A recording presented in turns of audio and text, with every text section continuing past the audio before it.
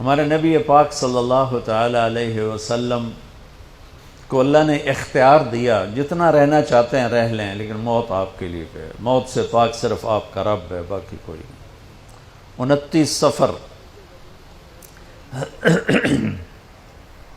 11 ہجری 632 عیسوی آپ کو سر درد عصر کے بعد شروع ہوا۔ آپ ایک جنازے میں تھے جنت البقیع، وہ درد تیز ہو گیا، گھر پہنچتے پہنچتے حضرت عائشہ کی گھر کی باری تھی اور تیز بخار میں تبدیل ہو گئی۔ تو یہ مہینہ 29 کا تھا، 29 دن یہ اور 12 دن اگلے، 13 دن آپ نے بخار اور سر درد میں گزارے، اور اسی بیماری میں جا کے نمازیں پڑھاتے تھے۔ آپ کے جانے میں 5 دن باقی تھے تو آپ کا بخار بہت تیز ہو گیا، تو آپ نے فرمایا کہ مجھے 7 کنوؤں کا پانی لا کر غسل دو۔ تو 7 مشکاں وڈیاں وڈیاں بھر کے لے آندیاں صحابہ نے، الگ الگ کنواں تو حضرت عائشہ کے گھر میں ٹپ نہیں تھا، تو حضرت حفصہ کے گھر سے ٹپ منگوایا گیا۔ آپ تہمت باندھ کے اس میں بیٹھے اور ایک ایک مشک آپ پر ڈالتے گئے تو اس سے پانی سے بخار کا زور ٹوٹ گیا، تو آپ نے پٹی باندھی سر درد کی وجہ سے، اور حضرت علی اور فضل بن عباس رضی اللہ عنہما علیہم السلام ان کے کندھوں پر ہاتھ رکھے ہوئے آپ مسجد میں تشریف لائے۔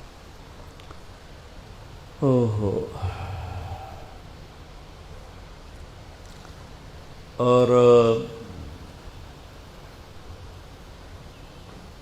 مسجد بھری ہوئی تھی، آپ نے ایک چھوٹا سا بیان دیا، وہ آپ کو سنانا چاہتا ہوں۔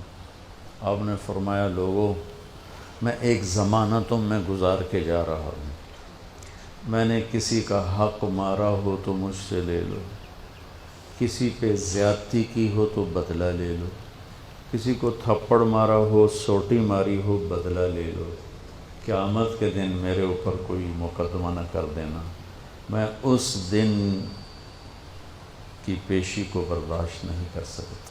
جن کے طفیل لوگوں کی پیشیاں معاف ہو جائیں گی، جن کے طفیل حساب شروع ہوگا، جن کی طفیل کروڑوں اربوں گناہ گار ان کو معافی ملے گی، وہ امت کو کیا پیغام دے کے جا رہے ہیں کہ جب میرے ذمے کوئی ہے تو ہون لے لو، اتھے نہ منگیا جی۔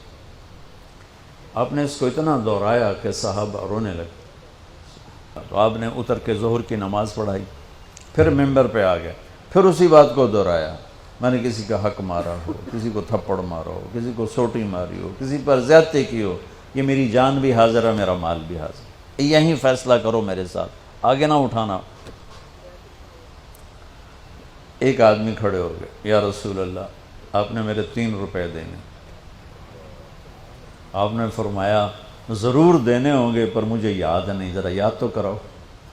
کہ یا رسول اللہ، آپ کے پاس سائل آیا تھا تو آپ کبھی سائل کو لوٹاتے نہیں تھے کہ نہیں بھی میرے کو لہین کوئی نہیں، یہاں تک کہتے تھے وہ فلاں دکاندار سے جا کے ادھار لے لے، جب میرے پاس آئیں گے میں تیرا ادھار چکا دوں، خالی نہیں بھیجتے تھے۔ تو کہنے لگے، یا رسول اللہ، سائل آیا تھا، آپ کے پاس تھے نہیں، آپ نے مجھ سے پوچھا تیرے پاس کچھ ہیں؟ تو میرے پاس 3 درہم تھے، تو آپ نے کہا اس کو دے دے، میں تمہیں دے دوں گا۔ تو ہم نے کہا ہاں، یاد آ گیا۔ تو پھر آپ کے گھر میں تو ایک چھٹانک تیل نہیں تھا کہ ڈیوا بال جائے، تو آپ نے فرمایا اپنے چچا زاد فضل بن عباس، فضل تو میرا یہ قرضہ ذمہ لیتا ہے؟ کہا جی۔ تو ایک عجیب بات بتاؤں، آپ مقروض کا جنازہ نہیں پڑھاتے تھے، جس کے سر پہ قرضہ ہوتا تھا اس کا جنازہ نہیں پڑھاتے تھے، ساری زندگی خود قرضہ لیا، لیکن قرض لینے دینے میں انسان سے جو پھر بے اصولیاں ہوتی ہیں، اس میں جو نفرتیں پیدا ہوتی ہیں، اب دیکھتے نہیں ہو یہ فیصل آباد کے بازاروں میں روزانہ تاجر کیسے گریبان پکڑ کے ماں بہن کی گالیاں دے رہے ہوتے۔ میں ان تاجروں سے کہتا ہوں یا ادھار دینا بند کرو یا گالیاں دینا بند کرو، کیوں کسی کی بیٹی کی عزت کو اچھالتے ہو؟ لاکھ 2 لاکھ کے پیچھے نہ کسی کی ماں چھوڑتے ہو نہ بہن چھوڑتے ہو. بھائی وہ حقوق کا معاملہ بہت سخت. تو میرے نبی جیسی پاک ہستی حقوق کے بارے میں کہہ رہے ہیں بھائی جو کوئی بدلہ لینا جائے اتھے ہی لے لو. تو صحابہ حاضر خدمت ہوئے، یا رسول اللہ لگتا ہے جانے کا وقت قریب ہے. تو آپ رونے لگے. آپ نے کہا میں تمہیں اللہ کے سپرد کرتا ہوں، اللہ تمہارا ساتھی اور حامی اور ناصر ہو. جمعرات کا دن عشاء کی نماز آپ پڑھانے کے لیے اٹھے اور غش آیا اور دوبارہ لیٹ گئے. تو پھر تھوڑی دیر کے بعد آپ کو دوبارہ ہوش آیا تو آپ نے فرمایا عشاء کی نماز ہو گئی ہے؟ کہا جی نہیں، آپ کا انتظار ہے. تو آپ اٹھنے لگے، پھر اٹھ نہیں سکے، پھر لیٹ گئے. پھر تیسری دفعہ آپ اٹھے، عشاء کی نماز ہو گئی. کہا جی آپ کا انتظار ہے. تو آپ پھر اٹھنا چاہا، نہیں اٹھ سکے. تو آپ نے فرمایا ابو بکر سے کہو عشاء کی نماز پڑھائے. تو ابو بکر ذرا پیچھے کھڑے تھے، عمر آگے کھڑے تھے.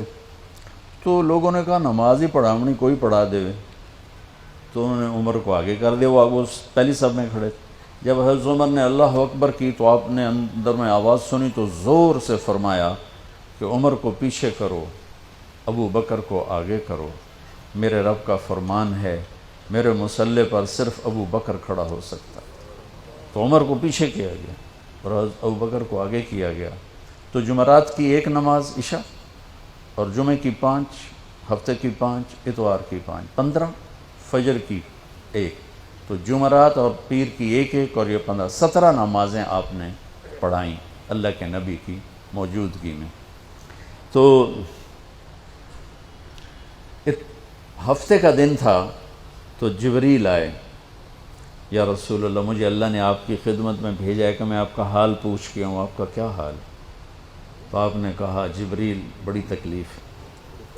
اتوار کو پھر اللہ کے نبی کی خدمت میں جبریل ہے، یا رسول اللہ مجھے اللہ نے بھیجا ہے میں پوچھ کے ہوں کہ آپ کا کیا حال ہے؟ آپ نے کہا جبریل بڑی تکلیف ہے. پیر کے دن، ہفتے کے دن آپ ظہر کی نماز کے لیے حضرت علی اور فضل بن عباس کے کندھوں پہ ہاتھ رکھ کر آپ مسجد میں انٹر ہوئے. ابو بکر نماز پڑھا رہے تھے. تو آپ نے یہاں سے محسوس کیا کہ اللہ کے نبی انٹر ہو رہے ہیں تو وہ پیچھے ہٹنے لگے. تو آپ نے ایسے ہاتھ کا اشارہ کر کے روکا اور ان کی لیفٹ سائڈ بیٹھ کر آپ نے 4 رکعت نماز ظہر عصر ادا فرمائی. یہ آپ کی آخری ملاقات تھی اپنی امت کے ساتھ. اس کے بعد آپ اللہ کی خدمت کے پاس حاضر ہو گئے. پیر کی صبح ہو آپ نے تھوڑا سا دروازہ کھول کے امت کو نماز پڑھتے دیکھا. تو جب دروازہ کھلنے کی آواز آئی تو حضرت انس فرماتے ہیں کہ سارے نمازی ایسے بھولے کہ جیسے نماز میں ہم ہیں ہی نہیں، اور سارے اللہ کے نبی کو یوں دیکھنے لگے. ایسے کسی کو یاد ہی نہیں رہے کہ ہم نماز پڑھ رہے ہیں، سب یوں دیکھ رہے ہیں. جب آپ نے دیکھا یہ تو نماز میں ہی میری طرف متوجہ ہو گئے اور نماز میں کمی آ رہی، تو آپ نے پھر پردہ گرا دیا. یہ آپ کا اور امت کا آخری دیدار تھا. تو اشراق کے بعد آپ نے یہ 7 جون سخت گرمی تھی اور 12 ربیع الاول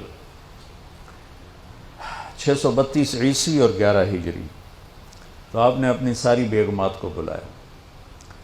حضرت عائشہ فرماتی ہیں میں نصیب والی ہوں کہ مات فی سحری و نحری، اللہ کے آخری نبی میری ٹھوڑی اور سینے کے درمیان اللہ کی بارگاہ میں پیش ہوئے. یہ کیفیت تھی میرے نبی کی. یہ اس طرح آپ نے اپنی بیگم کے سینے پر سر رکھا ہوا تھا اور اس طرح نیم دراز تھے آپ اس طرح. تو آپ نے اپنی ساری بیویوں کو بلایا اور ان سے ملاقات کی. کچھ نہیں بتایا کہ میں جا رہا ہوں. اس کے بعد آپ نے بیٹی فاطمہ کو بلایا اور ان سے فرمایا کہ بیٹی میں جا رہا ہوں. تو وہ رونے لگیں. تو ہم نے کہا رو نہیں، سب سے پہلے تو ہی آئے گی مجھے ملنے. 6 مہینے بعد بیٹی کا بھی انتقال ہو گیا. پھر آپ نے مولا علی کو بلایا، ان کا سر اپنی گود میں رکھا اور ان کی کمر پہ ہاتھ پھیرتے رہے اور دعا دیتے رہے. دعا یہ سب کچھ بڑے سکون کے ساتھ ہو. آخر میں دونوں بچوں کو بلایا، حسن حسین. جن میں آپ کی جان اٹکی ہوتی. آپ فرمایا کرتے تھے میری آنکھوں کی ٹھنڈک، میرے دو پھول، میری دنیا کی بہار، میرے جگر کے ٹکڑے. تو آخر میں دونوں بچے بولائے اور یوں جو لیا نا سینے سے لگا تو ساتھ ہی آنسو سے شروع ہو.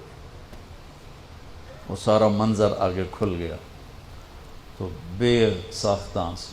ایک دفعہ آپ نے حضرت ام سلمہ سے فرمایا، ام سلمہ آپ کی بیگمات میں سے کہ ایک فرشتہ آ رہا ہے جو آج تک کبھی نہیں آیا، پہلی دفعہ آ رہا ہے مجھ سے ملنے، تم دروازے پہ کھڑی ہو جاؤ، کسی کو اندر نہ آنے دینا.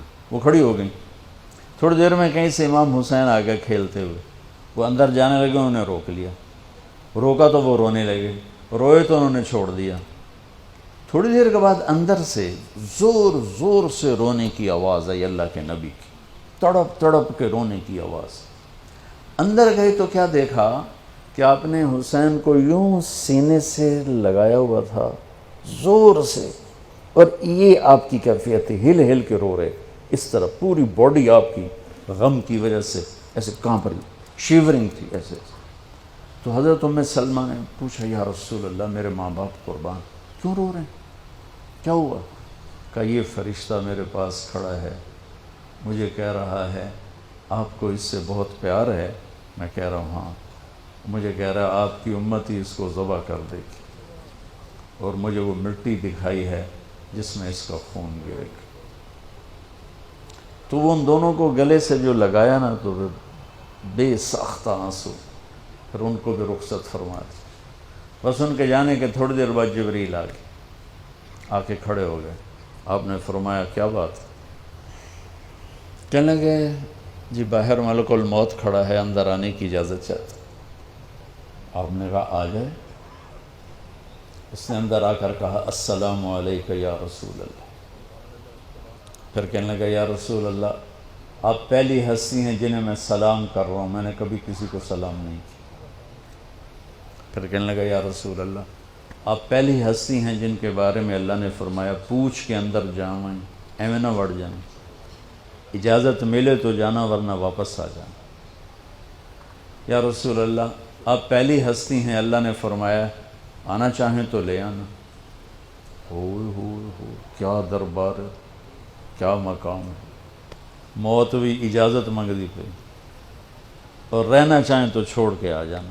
عیش معاشیت میرے محبوب آپ جتنا زندہ رہنا چاہتے ہیں آپ کو اجازت ہے. تھوڑے واسطے 63 سال کی کوئی قید کوئی نہیں، تھوڑی اپنی مرضی. تو آپ نے پوچھا اگر میں تمہیں اجازت دے دوں تو میری جان بھی نکالو گی؟ کہ جی رسول یہ تو اللہ کا امر ہے، میری کیڑی اوقات. تو آپ نے جبریل کو دیکھا. اب ذرا میری آنکھوں کو دیکھو. تو آپ نے یوں کیا. یہ بھی سوال ہوتا کی صلاح ہے، تو بجائے منہ کے آدمی نہیں پوچھتا ہے، یہاں سے سوال کرتا. آنکھیں بھی بہت کچھ کہہ دیتی ہیں، بہت کچھ سنا دیتی ہیں. تو آپ نے یوں کیا. تو وہ سمجھ گئے کہ اللہ کے نبی کہہ رہے ہیں تیری کی صلاح ہے. تو انہوں نے عرض کہ ان ربک الیک لمشتاق. یا رسول اللہ آپ کی ملاقات کے شوق میں بیٹھے، بڑے شوق میں ہیں اللہ آپ کی ملاقات. بھائیو مانگا کرو یا اللہ وہ موت دے کہ تو ہماری ملاقات کے شوق میں ہو، ہمیں مردود نہ کر دے بلکہ ہمارے لیے اپنی رضا کے دروازے کھول دے. اب سنو ایک بات. آپ نے فرمایا جبریل واپس جاؤ، اللہ سے پوچھ کے آؤ میرے بعد میری امت کے ساتھ کیا کر. حسن حسین کو دیکھ لیا ہے کیا ہونے والا ہے، ان کے لیے کچھ بھی نہیں مانگا، ان کو قربانی بنا دیا، اپنی اولاد کو قربانی بنا دیا، ان کو ذبح ہونے کے لیے چھوڑ دیا.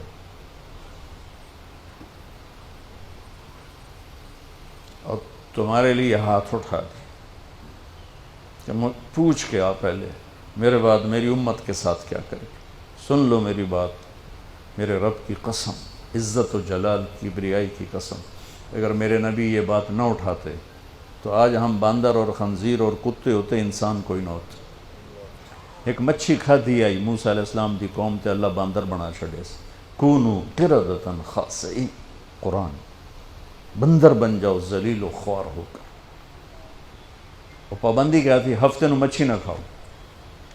سود کے کاروبار کرنا، سودی قرضے دینا، ماں باپ کی نافرمانی کرنا، شراب کے اڈے چلانا، زنا کے اڈے چلانا، جھوٹے مقدمے کرانا، جھوٹی گواہیاں دینا، ناجائز قتل کرنا، یہ وہ گناہ ہے کہ ہم کب کے کتے بلے بن چکے ہوتے.